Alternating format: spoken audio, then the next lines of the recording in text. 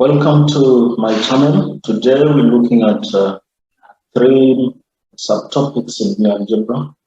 And the first that we're looking at is linear combination of vectors. So we'll be looking at how to write a vector as a linear combination of the other vectors.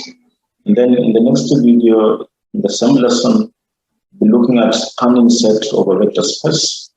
Then the last video will be to look at spanning set of a vector. So the last two topics are very important to me, that you need to actually understand the difference between spanning set of a vector space and spanning set of a vector. So follow me to the end so that you get to know much more about these three subtopics.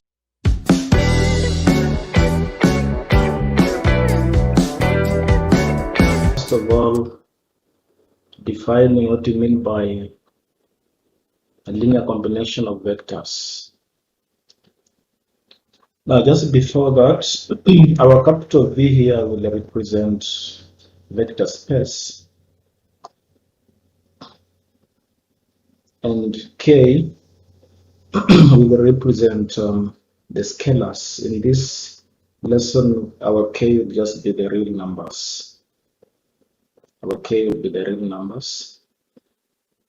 So when do we say that vector V is a linear combination of the other vectors X, Y, and Z? So that is a question we seek to answer in today's lesson. So for us to say that vector V is a linear combination of the vectors X, Y, and Z, what we mean is that we can find scalars, real numbers, these are the scalars ABC, such that V can be expressed in this form. So if V can be written as AX plus BY plus CZ, then we say that V is a linear combination of vectors X, Y, and Z.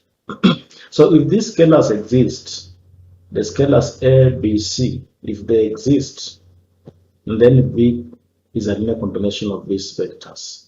But if they do not exist, then V is not a linear combination of these vectors. So let's look at an example. So the first example that I want to look at is, want to see if vector V can be written as a linear combination of vectors U1, U2, and U3. So I want to see if this vector V here, which equals to 1, 11, 21, can be written as a linear combination of U1, U2, and U3.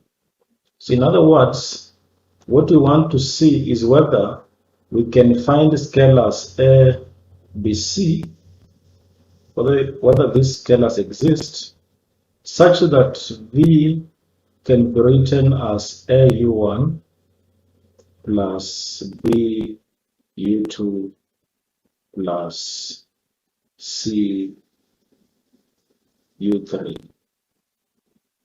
Now, if these scalars A, B, C exist, then we say yes, vector V is a linear combination of these three vectors. But if they do not exist, then we say it's not a linear combination of these three vectors. So how we do it? We begin by letting ABC be our scalars.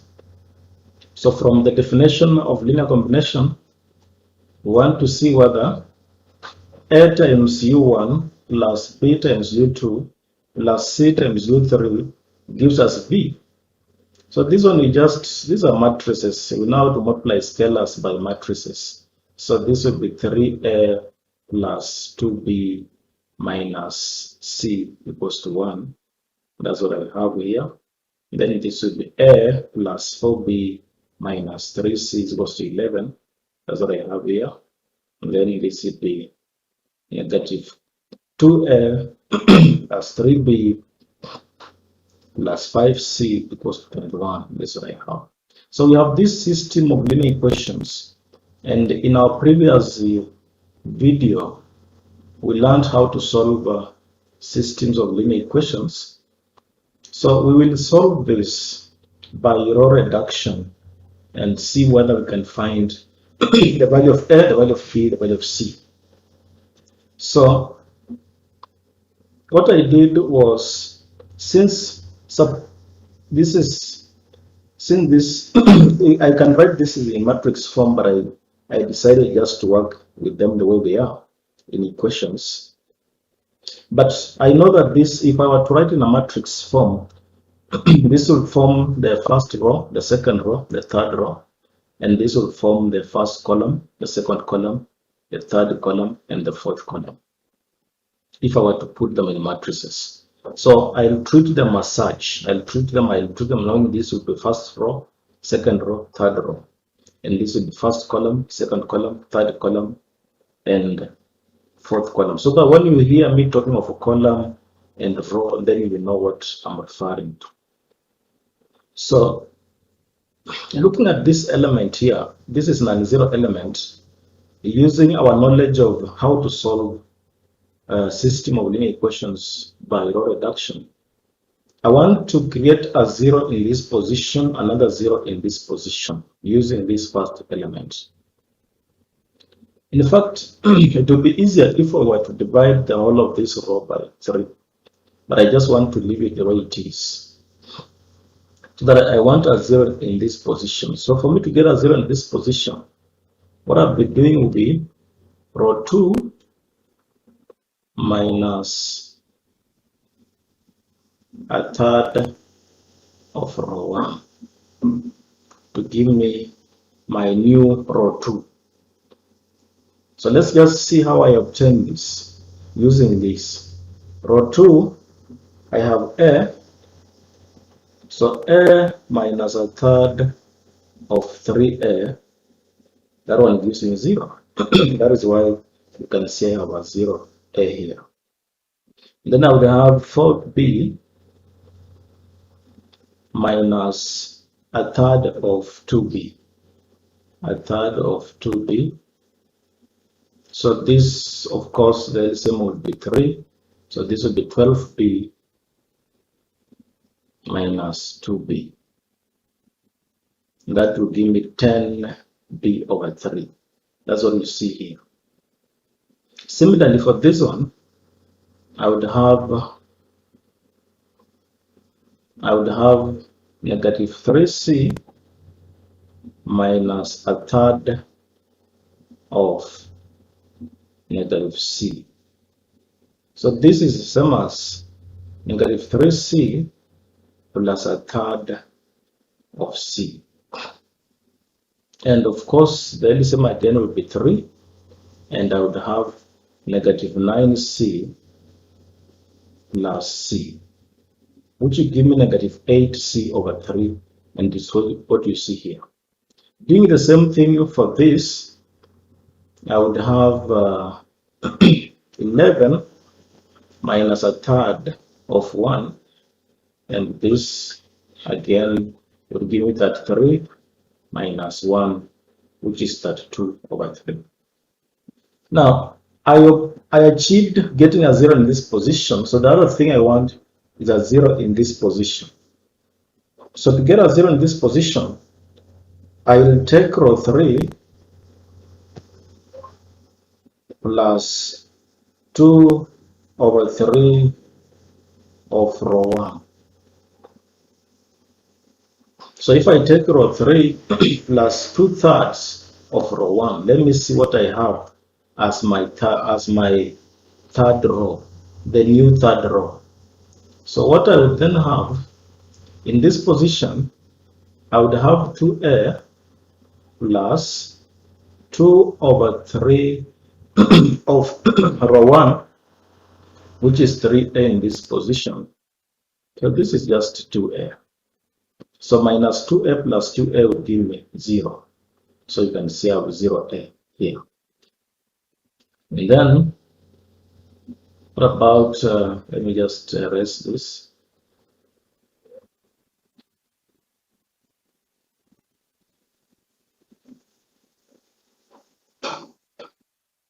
What about in this position?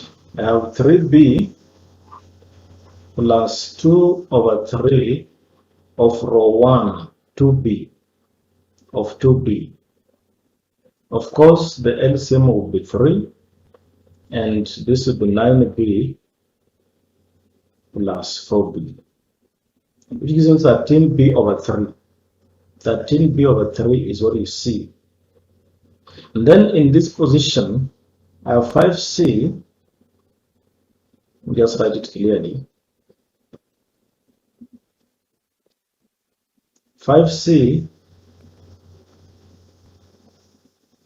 plus 2 over 3 of the element in row 1, which is negative c.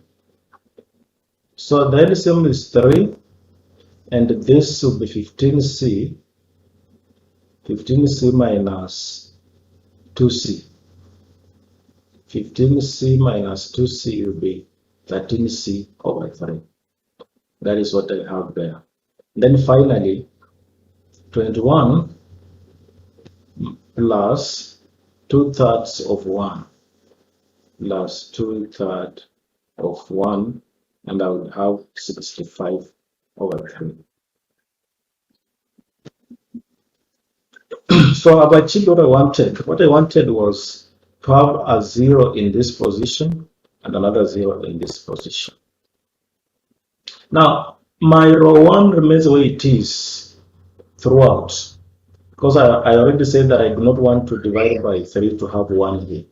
Just want to leave the way it is. So you can see what I now have. What I now have, I now want to use this element to clear the second column, but I'll only consider the elements below it. So I want the elements below it to be 0. So I want this element to be 0. This position, the element in this position will be 0. So as you can see, this is 10b over 3, and this is 13b over 3. So how do I achieve a 0 in this position? So for me to get a 0 in that position, I want row 3 minus 13 over 10 of row 2. 13 over 10 of row 2. Let me see, what is 13 over 10 of this? So 13 over 10 of 10 over 3 will give me what I want. I want 13 over 3 to subtract from this, where I have a 0. So this is what we shall be doing. So what we shall be doing is, I'm taking row 3, and then from it, I subtract 13 over 10 of row 2.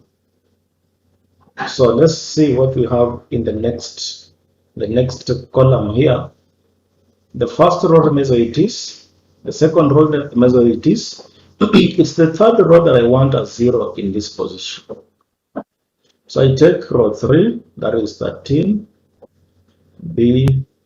over 3 minus 13 over 10 of row 2, which is 10 over 3b.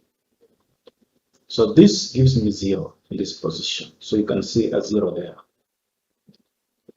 Then the next thing, I want to work out this.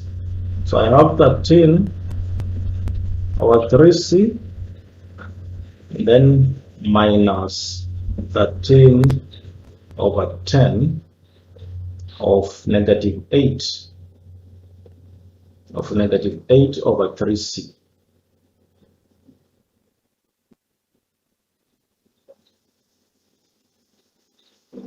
Okay, so what does this give me? Let me just leave it. Just leave it. Let me not even simplify. Let it just be that way. Or I can even simplify. I can simplify 2 goes here 4. No, 5. And here 4. so that I have 13 over 3c.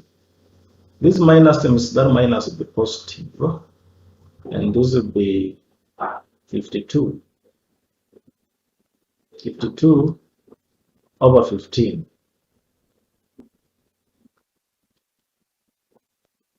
C.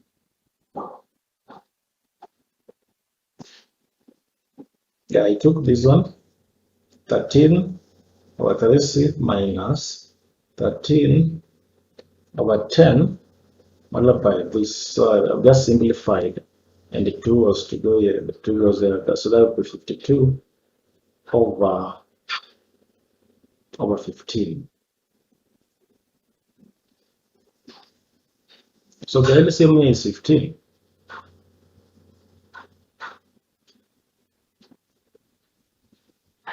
The LCM is 15. And so the other one, I just left it to be 30. So you can see the one I have here is 30. I just left it. I have not simplified this. Not simplified. So, but you can simplify it. You can simplify. So if this is 13, 15, this will go here 5 times. 5 times that. 5 times 13, I would have 65 plus 52.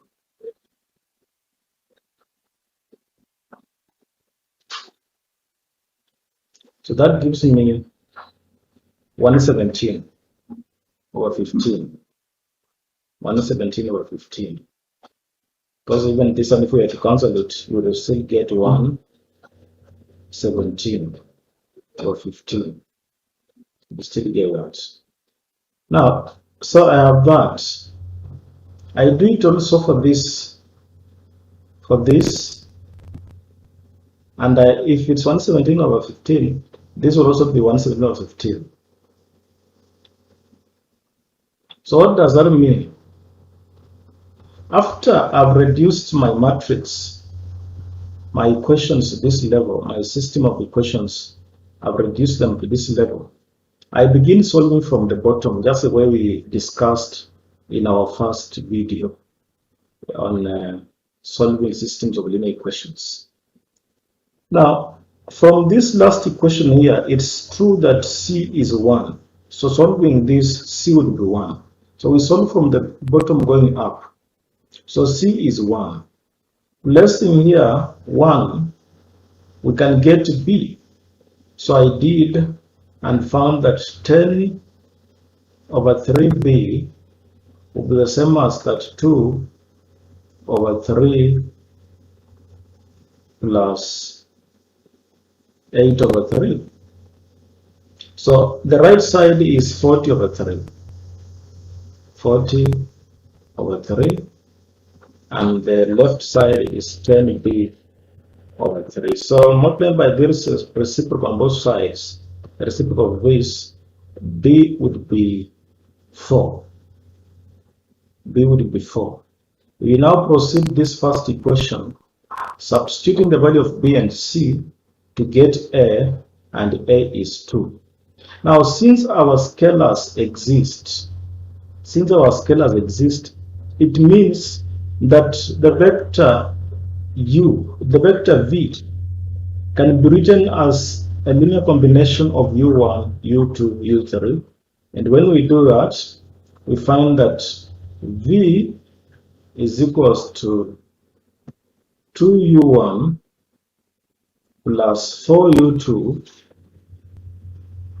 plus 1U3. So we've written V as a linear combination of the other vectors. But what was our question? Let's go back and see what our question was. Our question was, is the vector this a linear combination of U1, U2, and U3? And we already said that if the scalars exist, if the scalars A, B, C exist, then V is a linear combination. And in this example, we've seen that the vectors A, B, C, no, the scalars A, B, C exist, and therefore we conclude that V is a linear combination of U1 and U2 and U3. So that's what I wrote here. I said thus vector V can be written as a linear combination of these other three vectors, and it's here. Let me just clear this.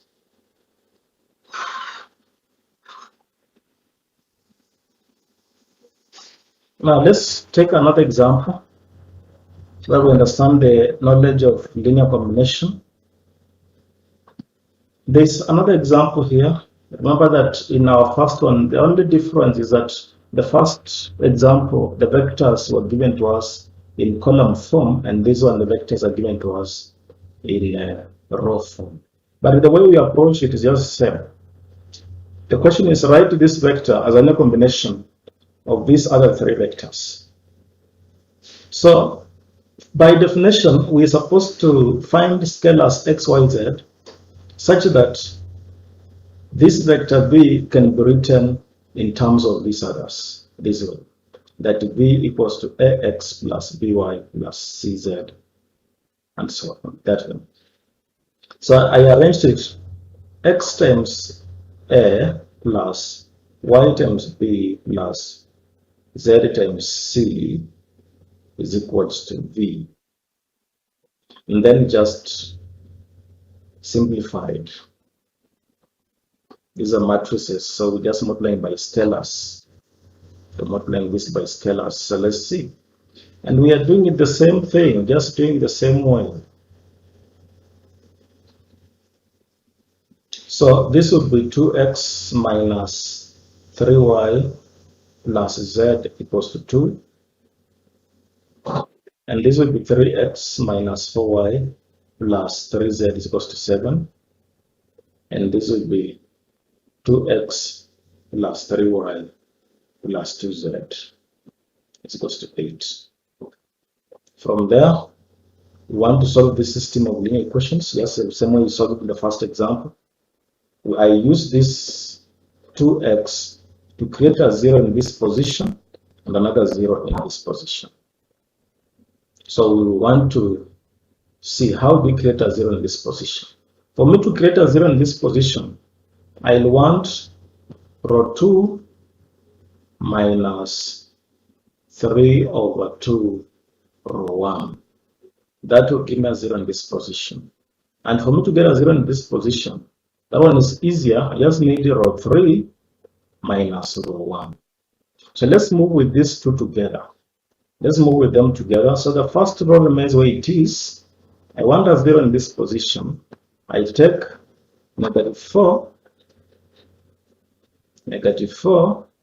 y minus 3 over 2 of row 1, which is negative 3y. Negative 3y. And this gives me the LCM as 2, and this would be negative 8y minus, it becomes plus because minus 6y. So you can see this would be negative 2y over 2, which would be negative y. Negative y over 2. Just a minute. No, this is 9. This is 9. This one here is 9. Let me just erase. This one will be 9. So it will be plus 9y. So if I do this, this would be negative 8 plus 9 would be y over 2. That's what I have. What about in this other one? Subtracting this from this, I have a 0 there. And then 3y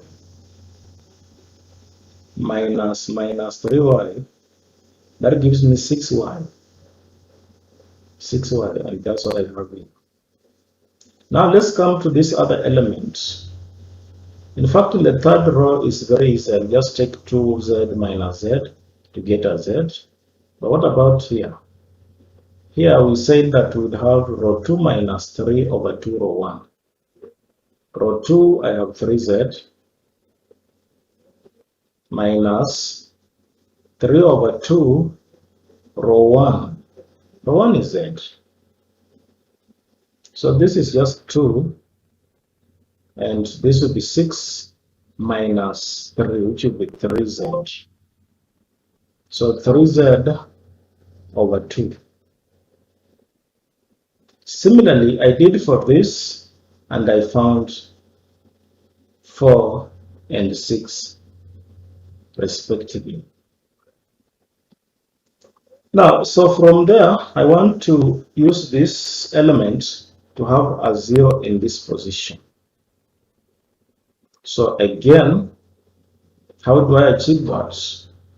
By multiplying this row by 12. So I multiply this row by 12 and then subtract from this row. So I have row 3 minus 12, row 2. So what do I get? This one times 12 would be 6y. From this I have 0. This one times 12, I would have 18z. From this I get negative 17z. And this one times 12, I would have 48. From this I have negative 42. So I have this.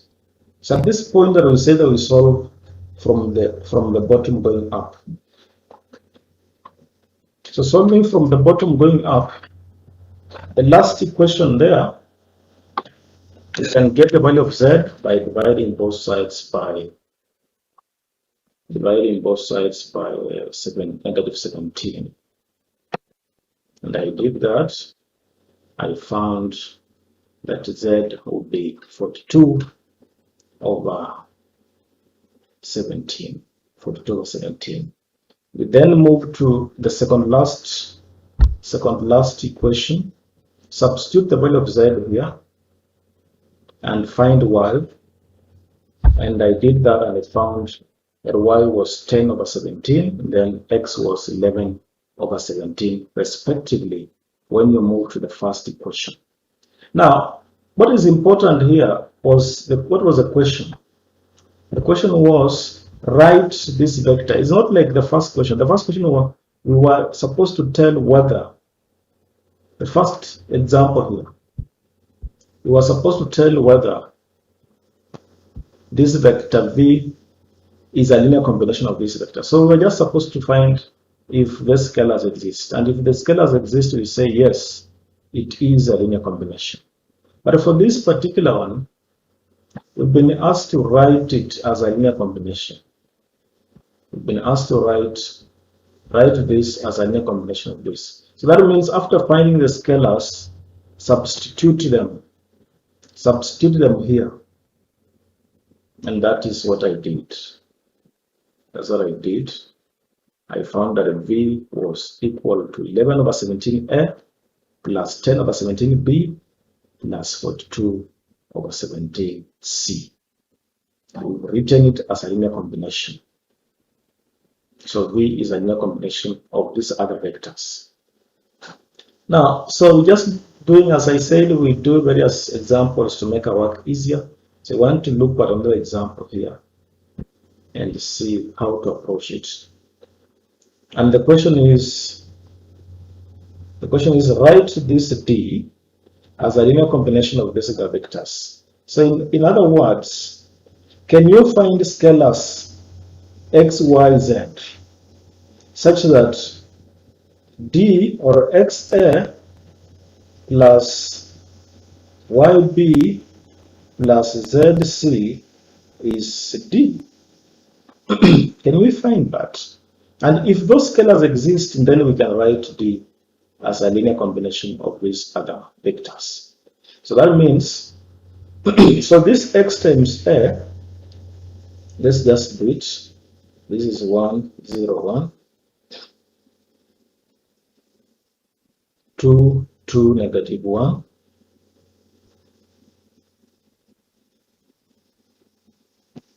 Negative 1, negative 2, 2. 3, 1, 3. And then just expand this. Expanding this will be x plus 2y. x plus 2y minus z equals to 3. And this other one, x will be 0. X times 0 is 0. So it will be 2y minus 2z is equals to 1. And this other one will be x minus y plus 2z is equals to 3. So we have this system of linear equations which we solve the same way we've been doing above. So let me see what I got when I solved it. So I solved the same thing. I did it, and this is what I was getting.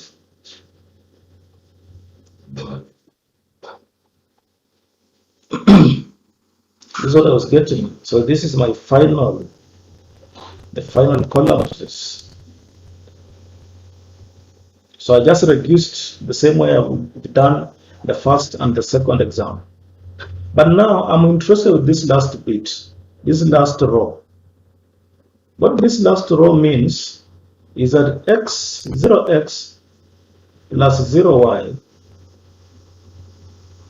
plus 0z equals 7.5.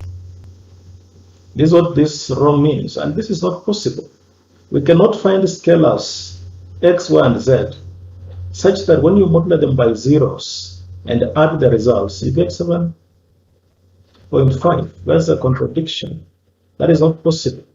And so once our last row appears like this, or any of the rows once it appears like this, that the sum on the left side is 0 and the sum on the right side is an 0, then it means that this system has no solutions.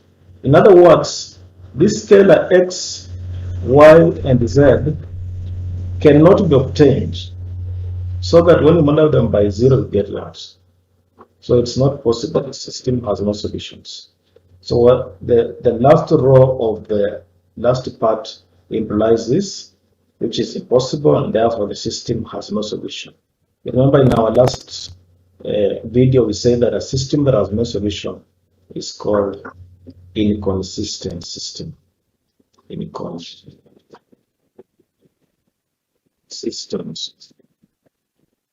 Inconsistent. So this system here is inconsistent. It has no solution, and therefore D cannot be written as a linear combination of the other vectors. It cannot be written as a linear combination of those other three vectors.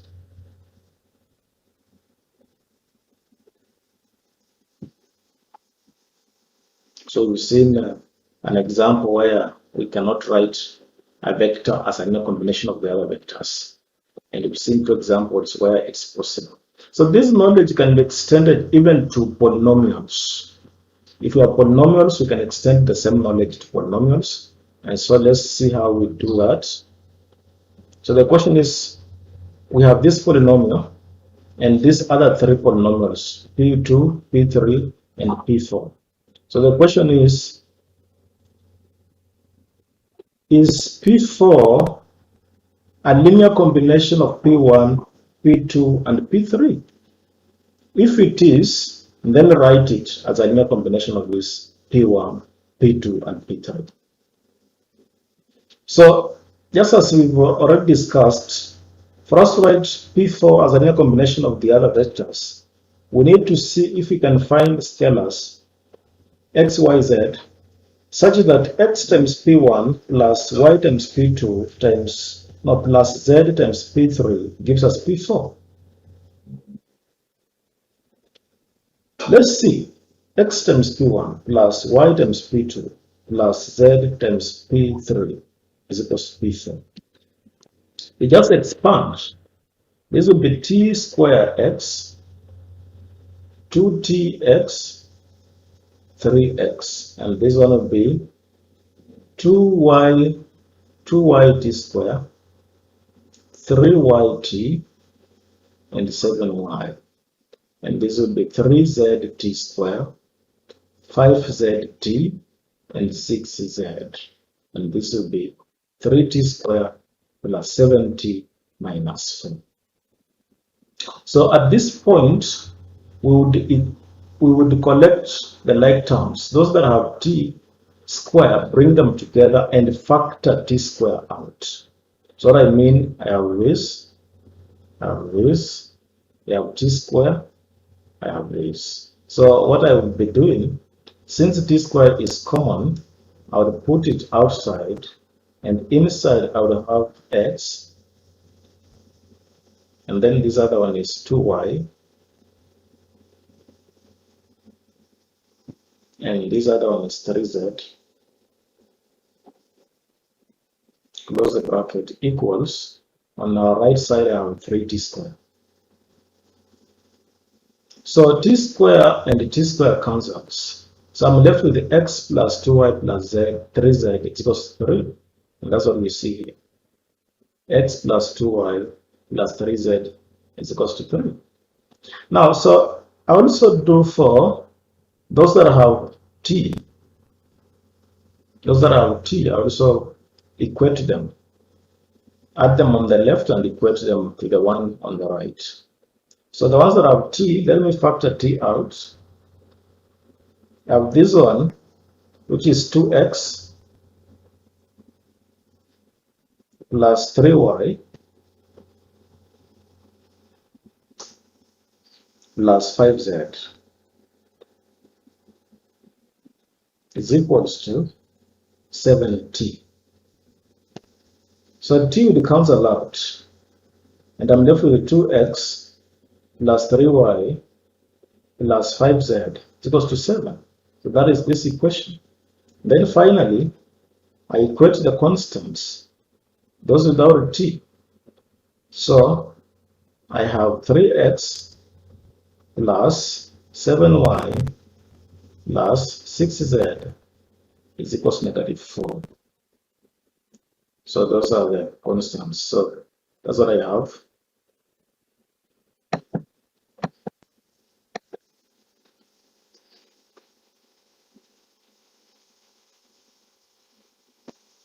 So this, doing what we've just done, gives us this system of linear equations. This system, we have 3 equations here. And we solve the same way we solved the first 3 examples. We reduce this, reduce that, and my final equation will be this. This is my final column, after reducing the same way we've done the first 3 examples. You can see this system has solutions because we can get the value of z. It has solutions. It's not like the previous one where this part was 0 and this other part was non-zero. So this one has solutions, meaning that our polynomial P4 can be written as a linear combination of the other polynomials. So the question wanted us to write. The question wanted us to write P4 as a linear combination of these other polynomials. So we just find z to be 3 here. You can see z is 3 using this last row. Proceed this other row and find y as -4. Then proceed this other row, substitute y and z and find x as 2. So since x is 2, y is -4, and z is 3, P4 can be written in terms of P1, P2, and P3 as this. This is what the question wanted us to write.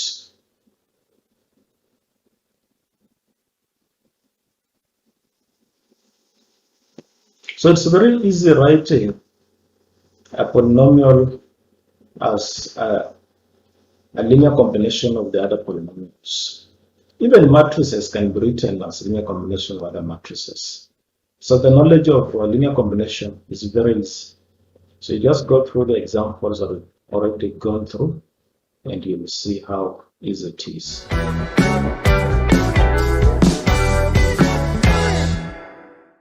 Yes, we've already looked at how to write a vector as a linear combination of the other vectors. And this knowledge is very important in the next video, where we're looking at spanning set over vector space. So let's see, how do we tell that a certain set of vectors spans a vector space? And that is our topic in the next video.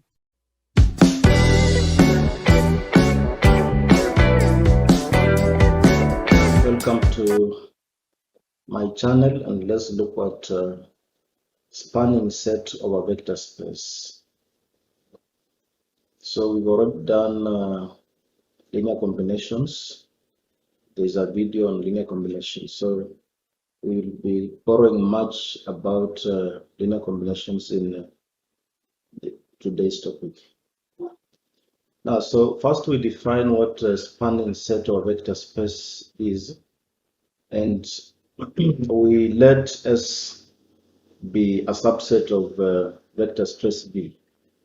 So where V is our vector space, we let S be its a subset. So S comprises of these vectors, vector U1, vector U2, up to vector UN. So the question is, when do we say that S, this subset S, spans V? When do you say that it spans V? So we say that S spans V if every vector in the vector space V can be written as a linear combination of the vectors in S. So if we can get any vector, if any vector in V, every vector in V, if every vector in V can be written as a linear combination of the vectors in S, and then we say that S spans V, or forms a spanning set of V. Remember that it must be every vector in V must be written as a linear combination of these vectors. So let's look at an example just to make our definition and the concept, today's concept, clear. Let's look at several examples.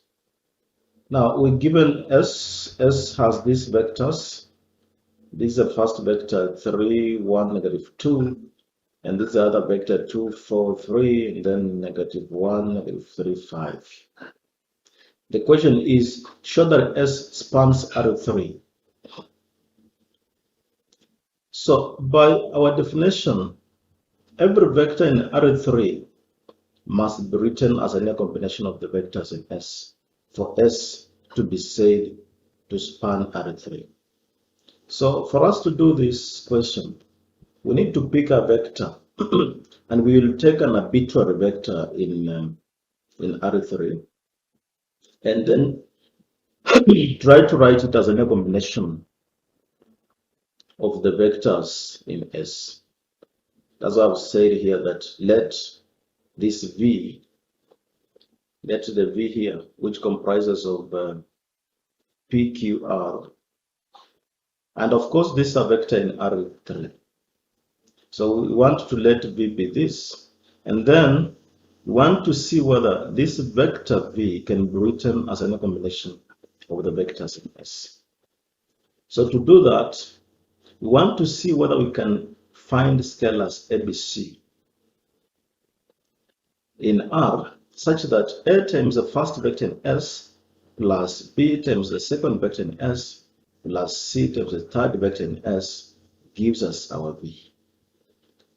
So this, we are very familiar with this. We know how to go about this, but let's remind ourselves what we normally do.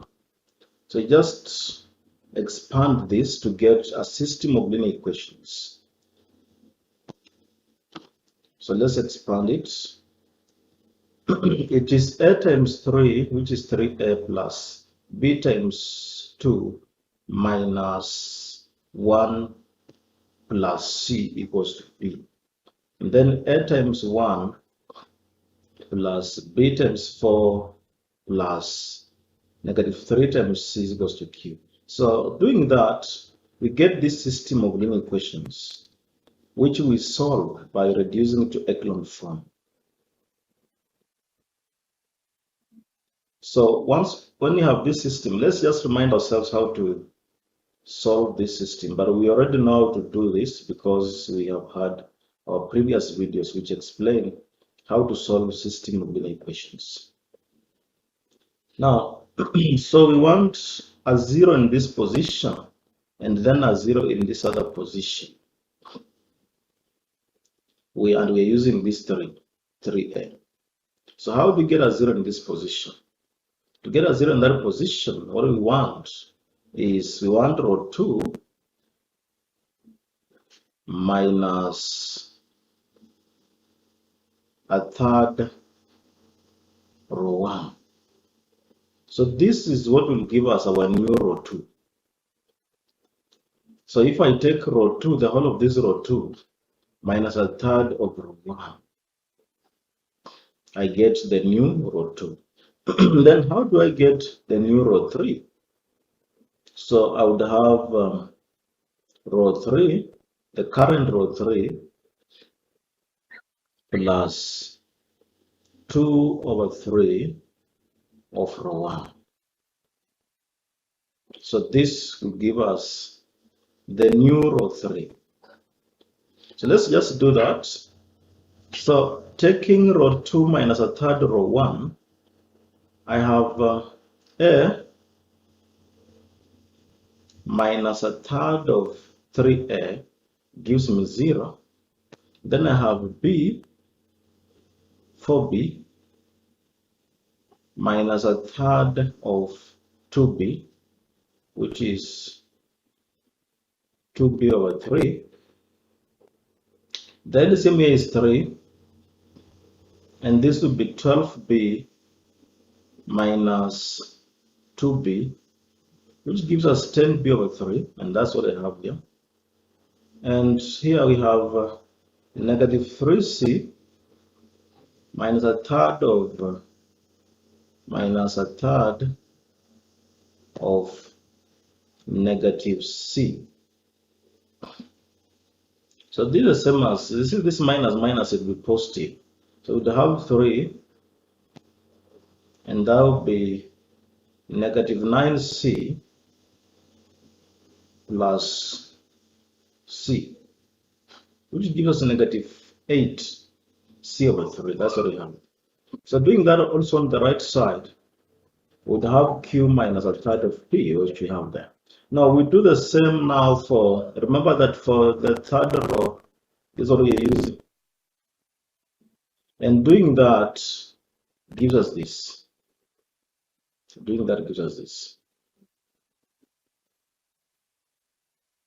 Now, so we now have this.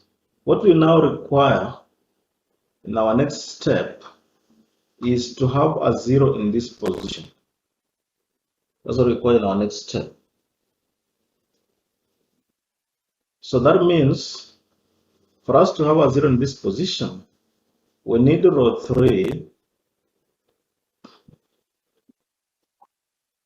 minus 13 out of 10 of row 2. Row 3 minus 13 out of 10 of row 2. So let's just do that and see what we get.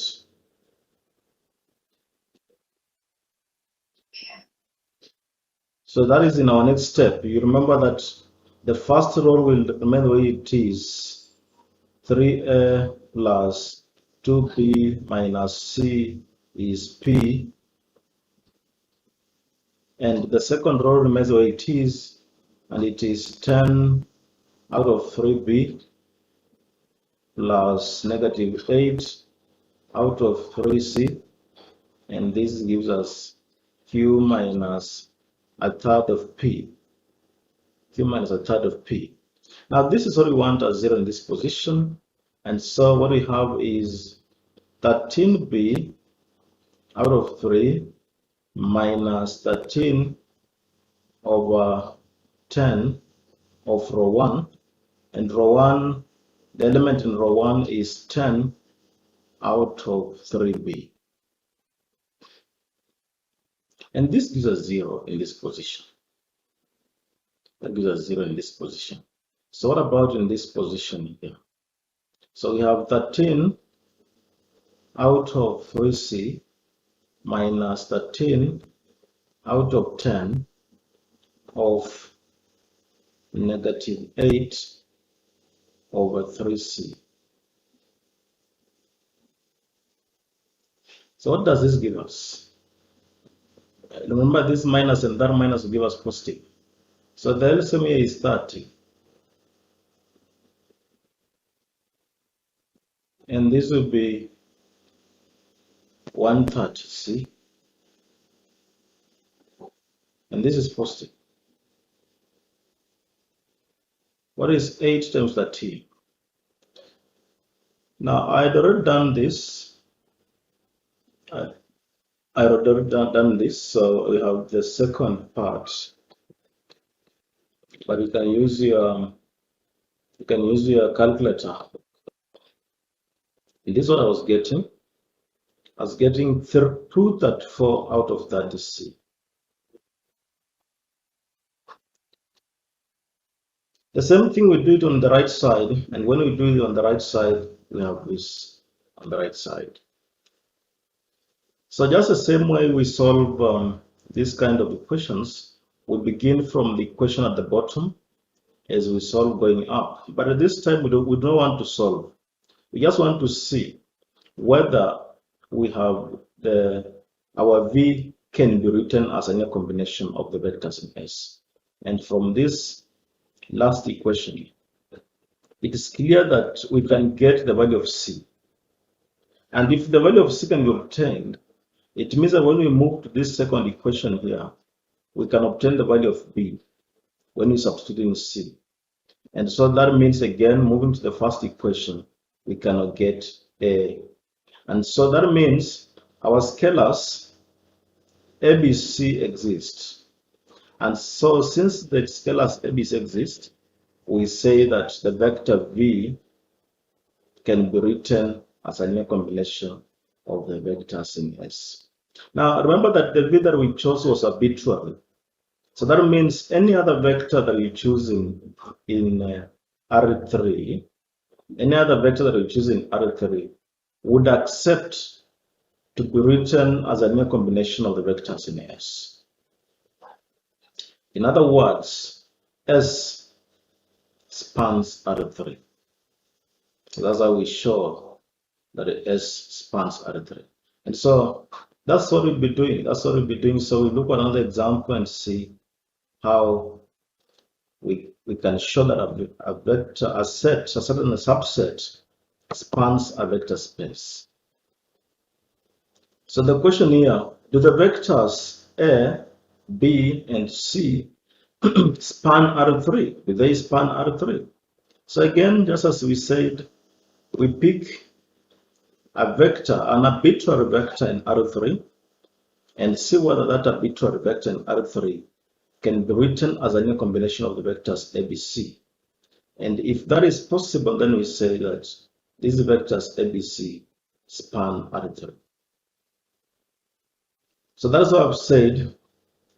In my working, I've said to find out if the vectors ABC form a spanning set of R3, choose any vector V in R3 and determine if V can be written as a linear combination of the vectors ABC.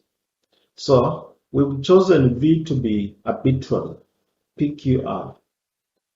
And we want to see whether this vector, whether the scalars X, Y, Z exist such that X times this plus Y times that plus Z times this would give us PQR. Now, so just expanding this, it's very easy for us. It would be 2x minus 3y plus z equals to P, which we have here.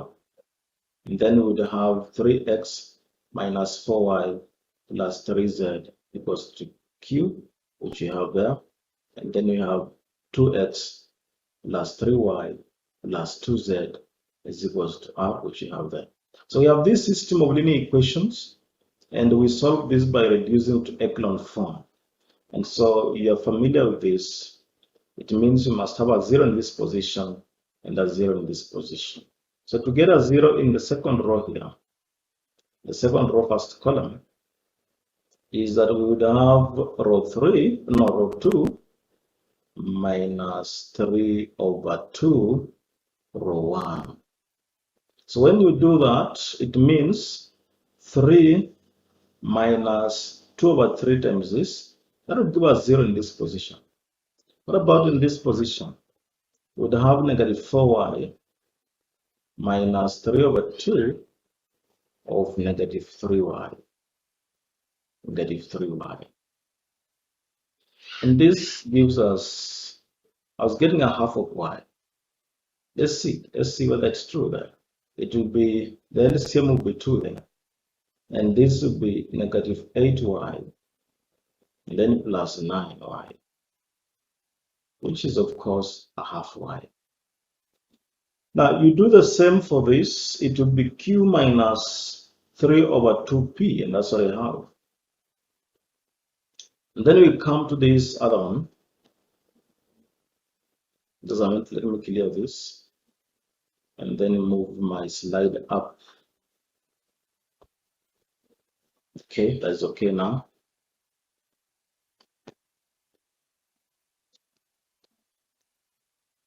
So to get a 0 in this third position, in this third row, first column, we would just want to subtract row 1 from row 3 to get our new row 3. So when we do that, 2x from 2x will give us 0. Negative 3y from 3y will give us 6y. And then z from 2z will give us z. And then p from r will give us r minus p. We'll proceed to get a 0 in this position. So to get a 0 in this position, what we need is row 3 minus 12 of row 2. This gives us our new row 3. So that if I multiply this by 12, I would have 6y. Subtract from this, I would have a 0 here. Multiply this by 12, I will have 18y. Subtract, 18z. Subtract from this and you get negative 17z. The same thing is done to this. Multiply this by 12 and then subtract from this. When I did that, this is what I got.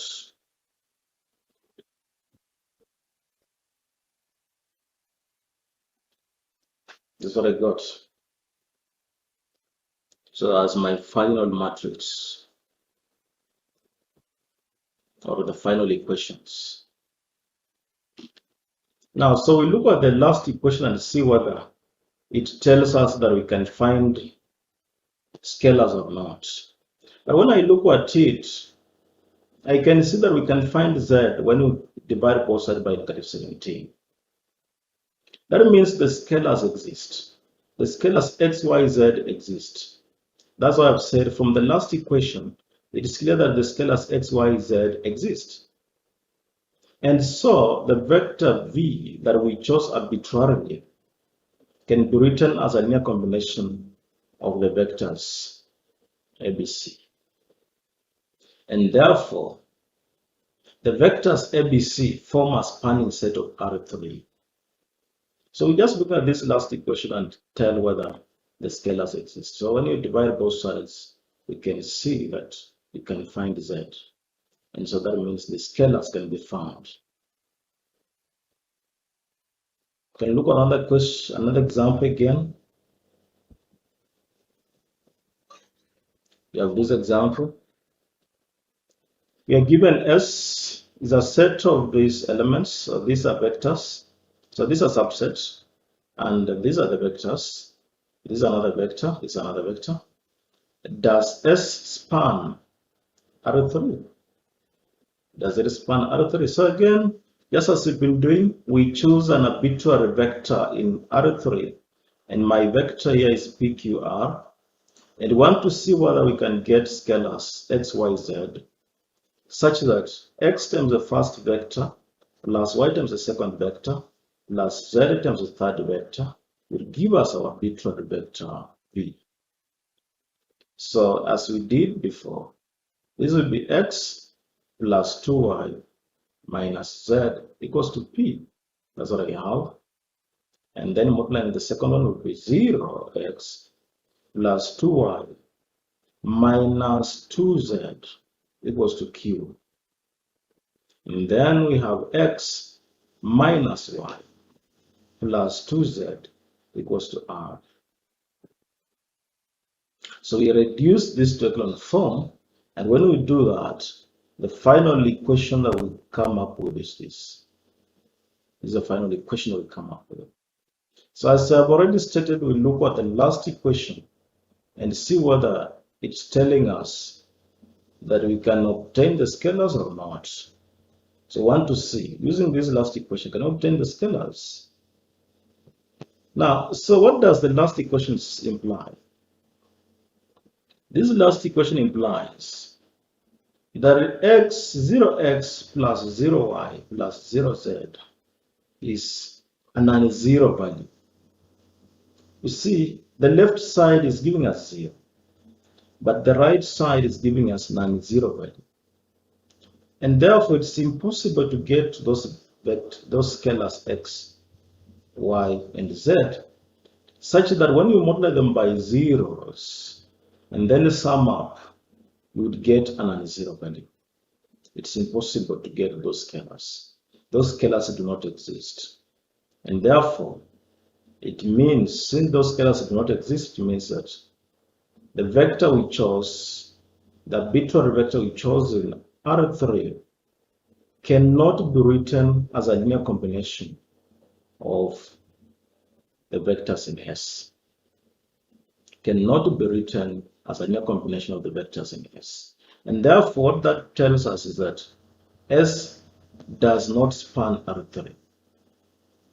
S does not span R3. So we've looked at two examples where S spans R3, and now one example where S does not span R3. What is very important here is that we're looking at the last equation and wanting to see whether we can get scalars. But you look at this last equation here, the scalars do not exist.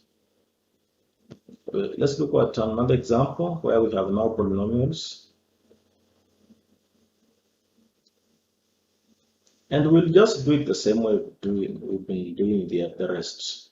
So a given S, which comprises of these polynomials, the first polynomial there, the second polynomial, the third polynomial, does this S form a spanning set of P2, where P2 is a set of all polynomials of degree at most 2? Does it form a spanning set of P2? So just as we did in the previous examples, we will choose an arbitrary polynomial in P2 and want to see whether that arbitrary polynomial can be written as a linear combination of these three polynomials in S.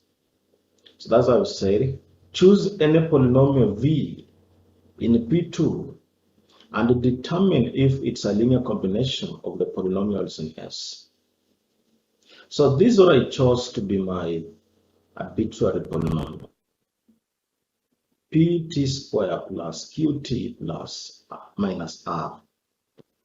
So for us to see whether this is a linear combination of these other polynomials, we need to see whether we can obtain scalars x, y, z such that x times the first polynomial plus y times the second polynomial plus z times the third polynomial gives us our arbitrary polynomial.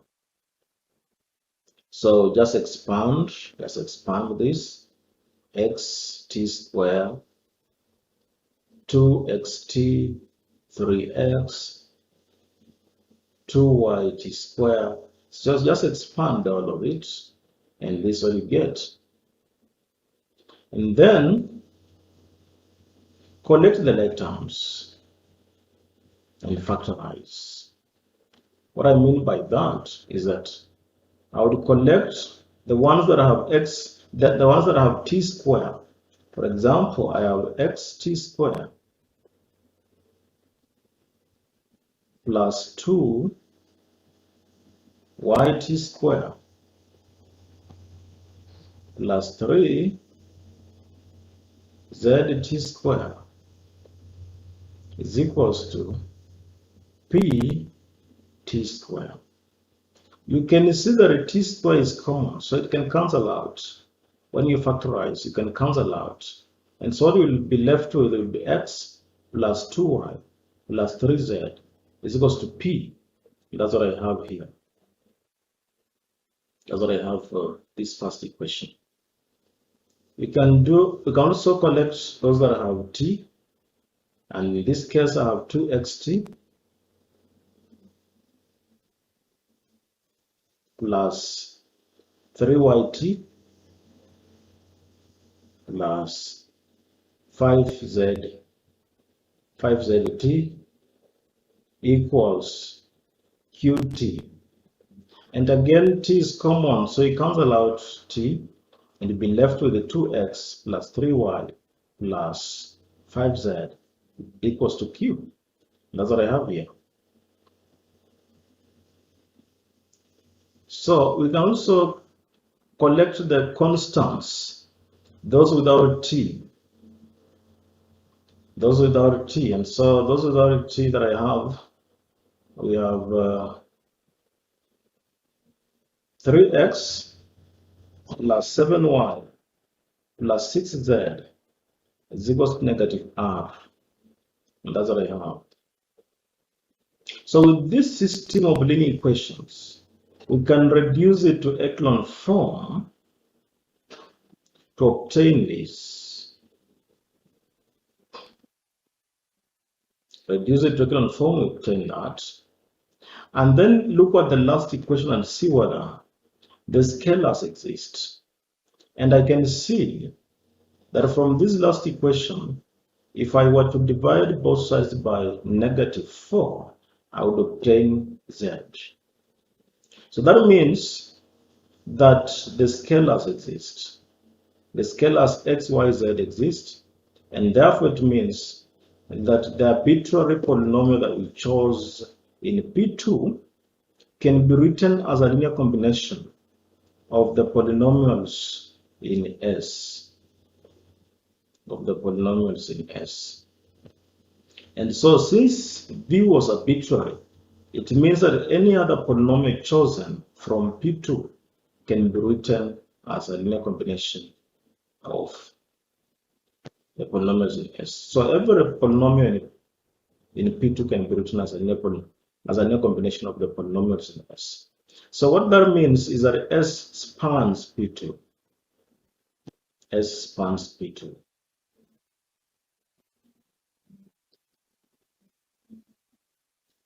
So we look at another example.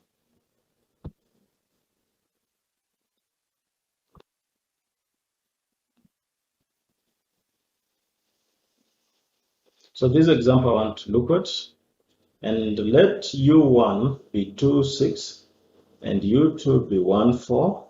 Show that this set U1, U2, the set comprising of U1, U2, is a spanning set of R2.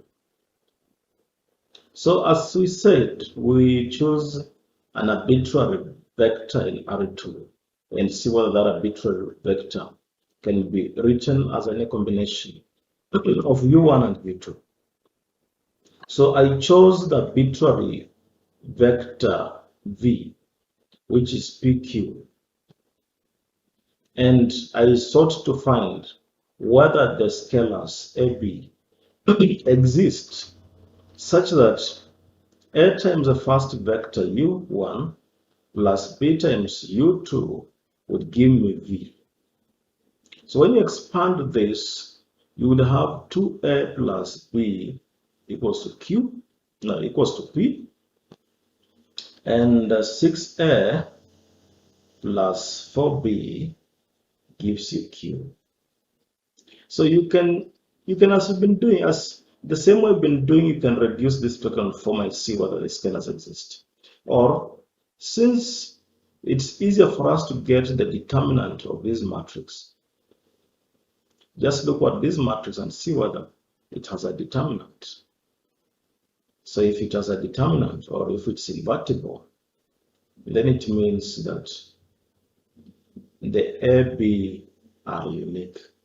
They can be obtained.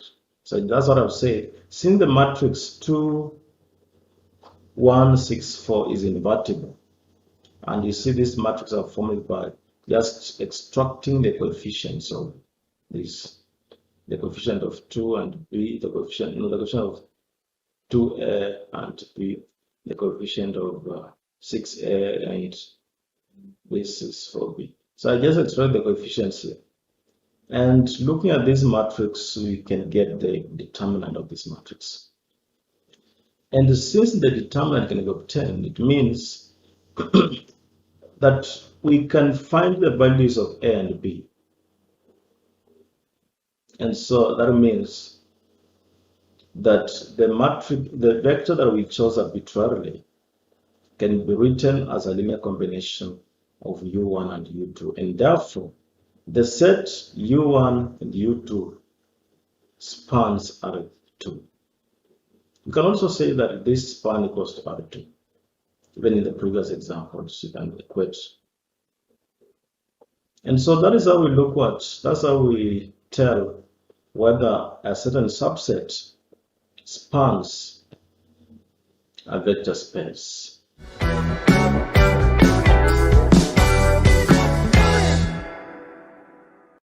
In the next video, we look at spanning set of a vector. So we want to see, when do we say that a certain vector, a certain set of vectors, when do we say that a certain set of vectors spans another vector?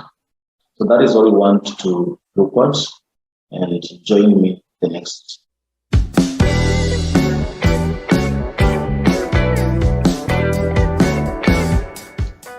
Welcome to our today's video.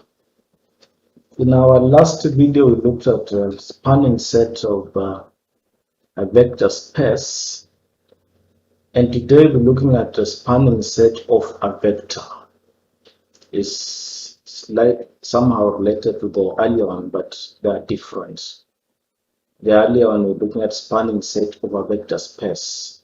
So just to remind you what we did last time, we're looking at whether a set of vectors spans a vector space.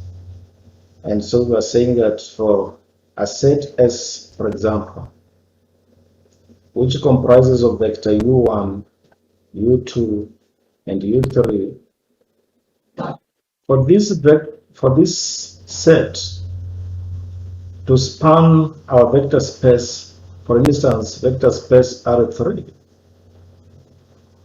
we are choosing any vector from R3 and seeing whether that vector that we've chosen can be written as a linear combination of these three vectors. So if that happens, then we say that S spans R3. So S will span R3 if any vector chosen from R3 can be written as a linear combination of the vectors in S. That is what we looked at in our last video on spanning set of the vector space.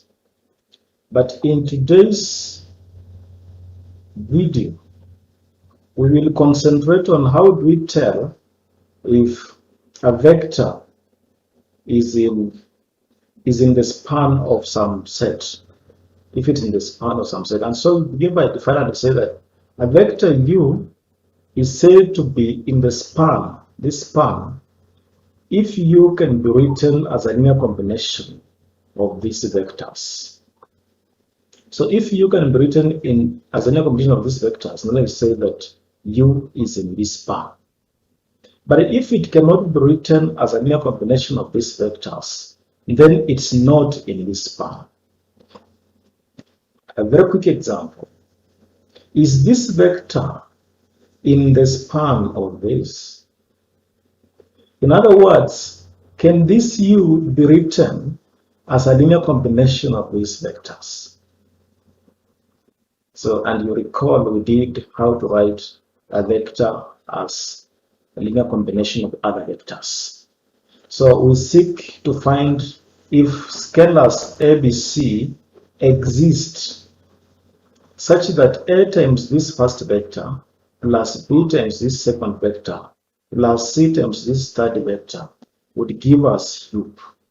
If those scalars exist, then it means that U can be written as a linear combination of these vectors, and therefore U is in this span.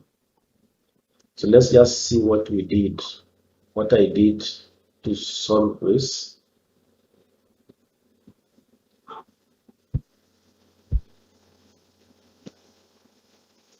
So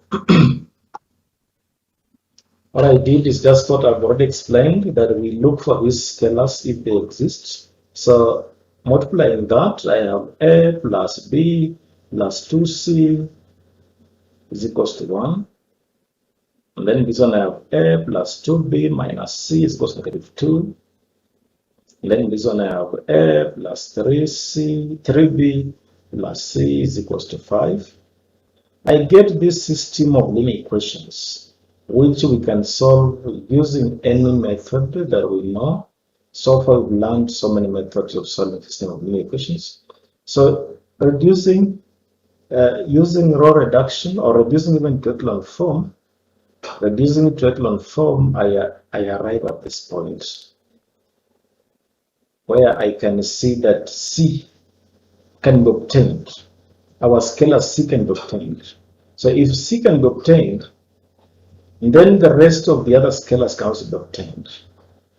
And so what that means is that my scalars ABC exist, and that U can be written as a linear combination of these three vectors. And therefore, since that is possible, we say therefore that U is in this span. U is in that span.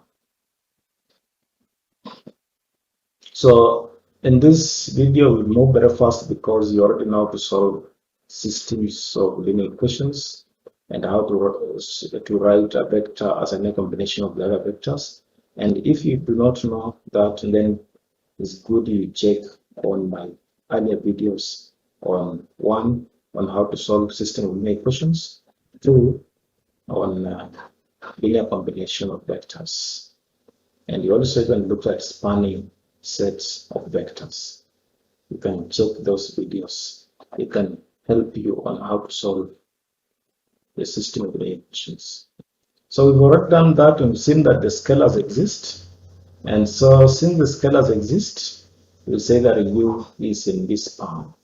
We can write it this way. You can write that U is in the span. It's in this span. So you can see that this means element of. It belongs to. U belongs to this span. Let's look at another example very fast. So the example that I want us to look at is this.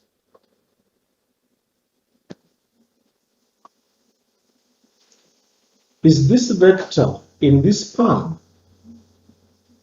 Is it in this span? In other words, can this vector here be written as a linear combination of these three vectors? So we find if we can find scalars such that x times the first vector plus y times the second vector plus z times the third vector would give us U. So expanding this, I would have x plus 2y minus z equals to 3, and then 0x plus 2y minus 2z equals to -4, and this one is x negative y plus 2z is equals to 8. So we arrive at this system of linear equations, which we carry out elementary row operations and arrive at this. This is the last column. But what interests me very much is this last row. This last row implies that 0x plus 0y plus 0z would give us -1, which is not possible.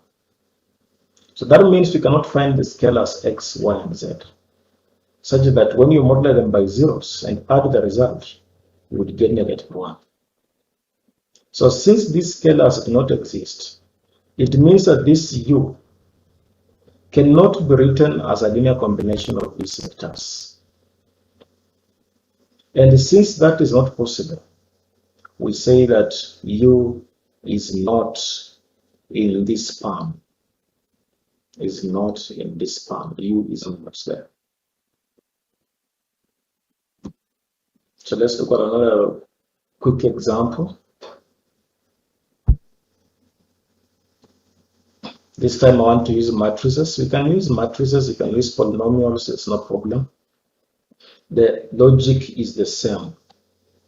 So I'm given, consider this matrix A, B, and the question is, there's also this span. There's also this span. The question is matrix A in this span? What about matrix B? Is it in this span? So these are two questions, and we do all of them one after the other. First, we determine if A is in this span. In other words, can you write this matrix A as a linear combination of these two matrices? If that is possible, then A is in this span. And then we come back and determine if B is also in the span. So our solution, we first consider A and see if scalar AB can be obtained such that A can be written as a linear combination of M1 and M2. So this is my A equals to A times M1 plus B times M2. When I multiply this out, I'll get that 1 is equals to A and get that 2 is equals to B. So A and B exist, and therefore A can be written as any combination of these vectors, of these matrices, and therefore A is in the span. It's in this span. What about B? Is B in the span? So again, the same reasoning. Let's do it. Let's see if we can find scalars AB such that B would equal to A M1 plus B M2. But this is our B. A M1 plus B M2. We find that 0 is equals to A. 0 is equals to A. 0 is equals to A. And also find that 1 is equals to 0. 1 is equals to 0. Because this is 1 is equals to 0 plus 0, which is not possible. And you also see that 1 is equals to 0 plus 0. And also see that 0 is equals to B. So in other words, this system has no solution, because how can we have 1 equal to 0? It's not possible. So we cannot find A and B. We cannot find A and B such that this is satisfied. We cannot find A and B such that this is satisfied. So that what that means is that B cannot be written as a linear combination of this and that, and therefore B is not in the span. B is not in the span. That's what this implies.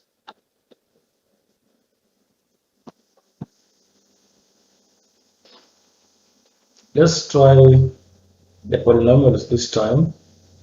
As I said, this knowledge can be extended to matrices, polynomials, and so on.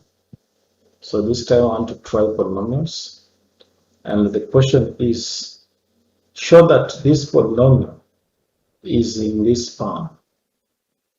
In other words, can this polynomial be written as a linear combination of these other two polynomials?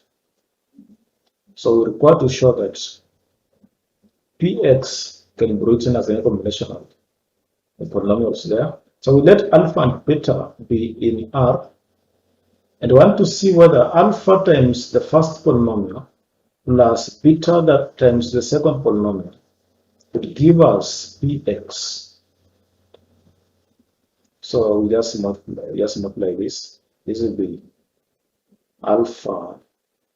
This will be 4 alpha x squared plus alpha x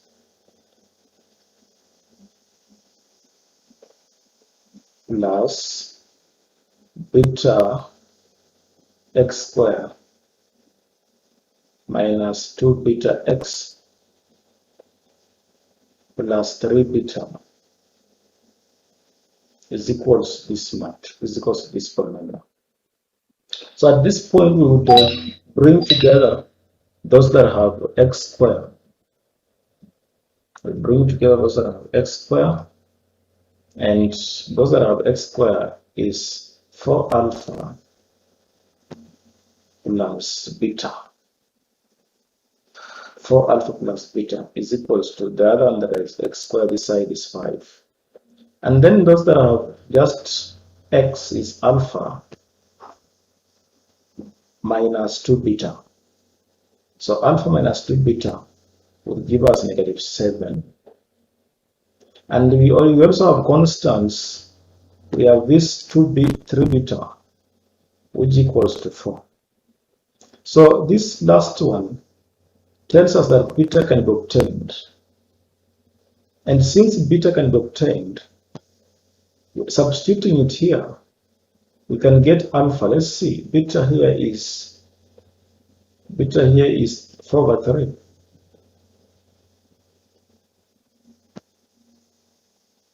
Beta there is 4 over 3.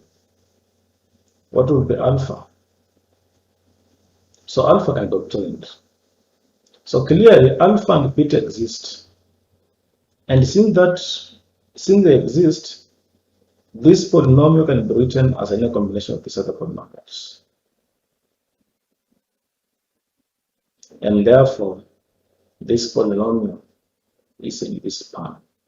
Now, I just want to caution you here. It's good to, after you found beta, find alpha here. And the value of alpha and beta that you have, see whether they satisfy this equation.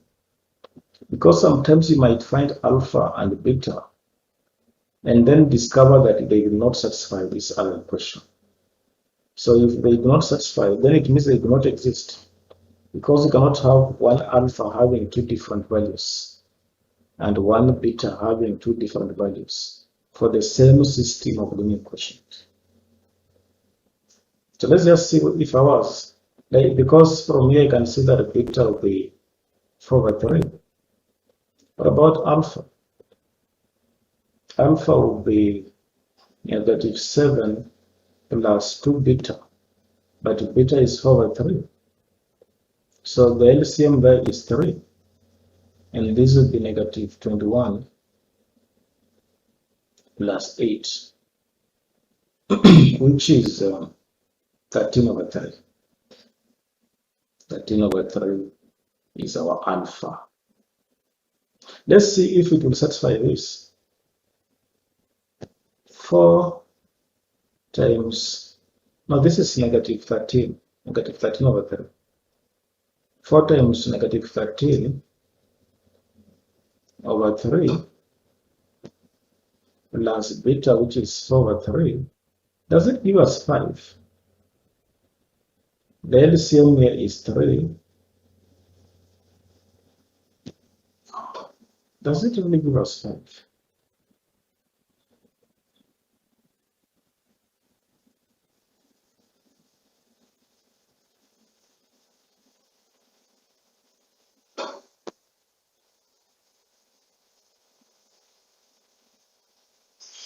This will not give us 5.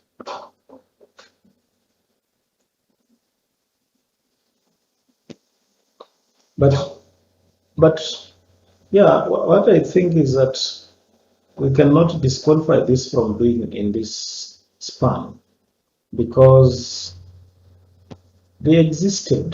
The scalars exist. They may not be the same scalars. They may not have the same values, but they exist. They exist. So I think the term there is they exist, and if they exist, that is okay. But if they do not exist, they will say that this cannot be written in terms of this. But now it's very interesting. We need to know. Maybe we look at this one later because I'm seeing that they exist. How do we write this as a combination of this? If they have different values, if alpha has different values, let's preserve this for later. Let's preserve this for later. Maybe I did not form my polynomials correctly to give me the same result. I did not come up with the correct polynomials. It's okay, but that's how we do it. Supposing the polynomials have been chosen correctly, then that is how we would have done it. And because that is a procedure. Let's look at the other example.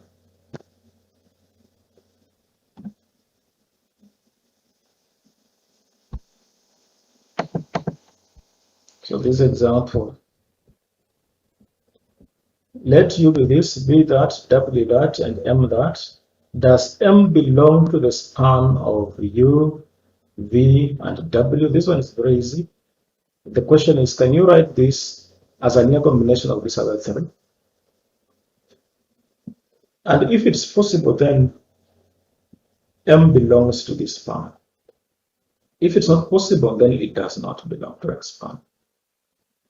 So I did it, and I discovered that the scalars exist, and therefore it's possible to write M as a linear combination of these other vectors, and therefore M belongs to this span. You can try it and see whether you get the same thing.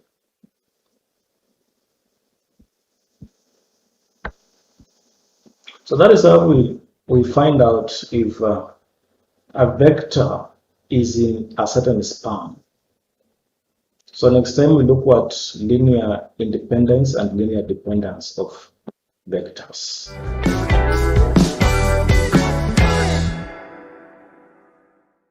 Thank you for watching from the start to this end. We've already looked at the 3 topics.